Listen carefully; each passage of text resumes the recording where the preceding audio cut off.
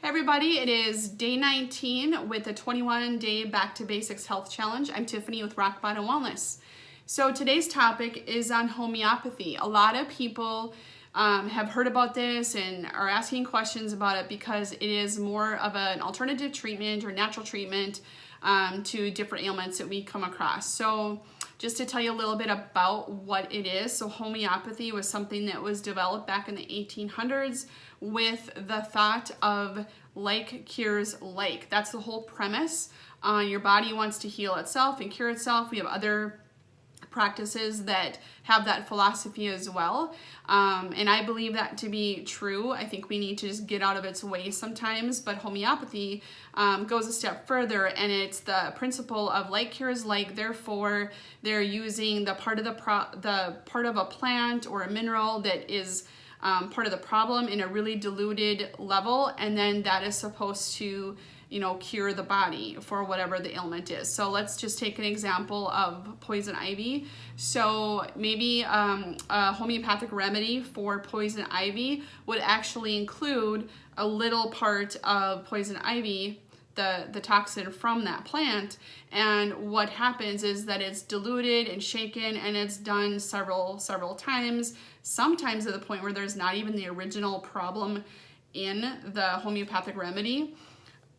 So that's the premise of it. So if you look on a homeopathic remedy and there's a bottle that says the power is like 30x or something like that, what that means is that one part of the toxin went with 10 parts of the dilution, usually water or alcohol, and then it's gone through that process 10 times, or I'm sorry, 30 times. That's where the 30x comes from. So you can see that it gets super diluted, and that is the other thought process, is that the less is more. So it's more therapeutic if there's less of the issue that you're talking about in the remedy. So other ways that these are used, we see a lot of this stuff over the counter, like arnica cream that you would use for different kinds of pain, muscle pain, and that type of thing. Other things would be no-sodes. So it's like the whole idea of vaccinations only in a homeopathic remedy way. So you, if you wanted to have a vaccination for, say, the shingles, you could do a no-sode homeopathic remedy to help mount the immune response that a vaccine would do in order to keep yourself from getting the shingles virus. So, a lot of Western medicine, our conventional medical world doesn't really accept homeopathic remedies. And of course, like anything, you have to be careful. It's nothing to mess around with.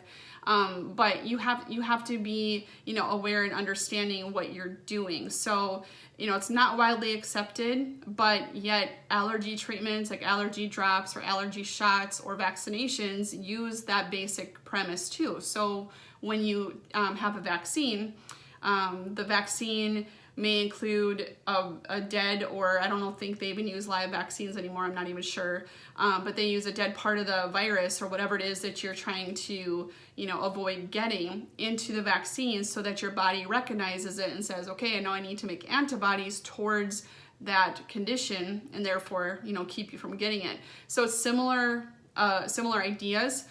Same with allergies. Normally when you have environmental allergies, like I take allergy drops, my allergy drops that I put under my tongue have the antigen, the things that I'm allergic to, but at a very weakened dose. They're not considered maybe homeopathic, but essentially that's the whole premise of how they work. So hopefully that helps to understand the process of what homeopathic remedies are. But I also kind of include essential oils into homeopathic remedies. I don't know if they're classified that way technically or not, but the whole idea, a little does the body good. You don't need very much of an essential oil to infiltrate all your cells and to provide the benefits that they provide. Something else that I find fascinating, and I'm looking into it more, actually want to get some kind of certification or education on it, is called the Bach flower remedies. That's something that was, I think, developed back in the late 1800s, maybe 1900s, and personally I've used them for different things, and I have found great benefit from it. And it's just as simple as putting a drop of whatever remedy that you have made into your water for the day. So that's another thing. So I think there's really good options out there. You know, do I think you should use any one thing for everything? Probably not. You need to be smart about things as well and look at your condition and what you're trying to fix, and, you know, be smart. Just don't go with one remedy or one way to do things, because you sometimes can't afford to do that as far as, you know, your health goes. So just one thing I want to show back to the whole cold and flu challenge, you know, to help kind of use some daily things to help combat that.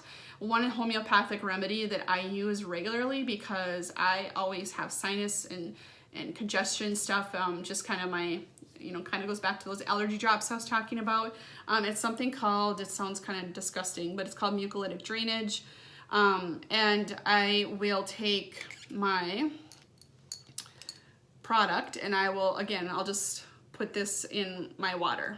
And so it'll just go in my water. You can taste a little bit of alcohol. This one has a 20% alcohol dilution in it with purified water. So you can taste it a little bit. It might change the flavor a little bit, but it's not, you know, if your water's cold or whatever, however you like it, you're not gonna even notice it. But what I find it does for me is to help keep things, you know, running smoothly in the sinus so you don't get congested and then you get build up and then you've got infection setting in. So that's the whole point of why I do it. So that's just one example of a homeopathic remedy. So if you have any questions on this or have any questions about Bach flower or essential oils or anything like that, let me know.